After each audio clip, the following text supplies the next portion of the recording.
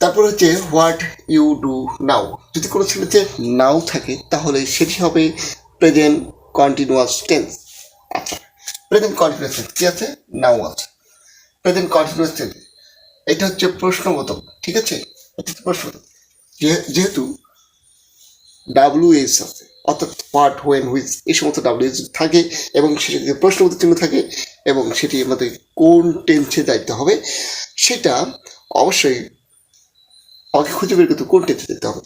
দেখুন, নাও আছে, প্রশ্নবোধক চিহ্ন আছে, তারপরে প্রেজেন্ট কন্টিনিউয়াস টেন্স হবে, আবার এখানে ডাব্লিউএস আছে, তাহলে প্রেজেন্ট কন্টিনিউয়াস টেন্স তাহলে কি অ্যামিজার প্লাস ভার্বের সাথে আইএনজি। আচ্ছা, তো তাও হচ্ছে তাহলে ভার্বের সাথে আইএনজি করবো কি ডুইং, কিন্তু এইখানে যদিও শূন্যস্থান নাই, এখানে আমাকে এটা বসাতে হবে কি হোয়াটের পরে কি হবে কি অ্যামিজার, তাহলে হোয়াটের সাথে কি হচ্ছে ইউটা হচ্ছে প্লুরাল, সেই জন্য আর হবে এখানে। তাহলে হচ্ছে what are you doing now. মনে রাখবেন ডাব্লিউএইচ যদি থাকে এবং সেটা যদি প্রশ্নবোধক চিহ্ন থাকে এবং সেই সাথে যদি নাও থাকে তাহলে কি করতে হবে? অবশ্যই ডাব্লিউএইচ কোশ্চেনে আমাকে দুইটা ভার্ব বসাতে হয়, একটি হচ্ছে হেল্পিং ভার্ব, আরেকটি হচ্ছে মেইন ভার্ব। আচ্ছা, তো নাও থাকলে কি হয়?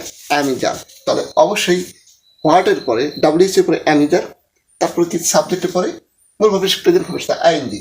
তারপরে এখানে আর কেন হলো? ইউটা সেকেন্ড পারসন এবং প্লুরাল নাম্বার,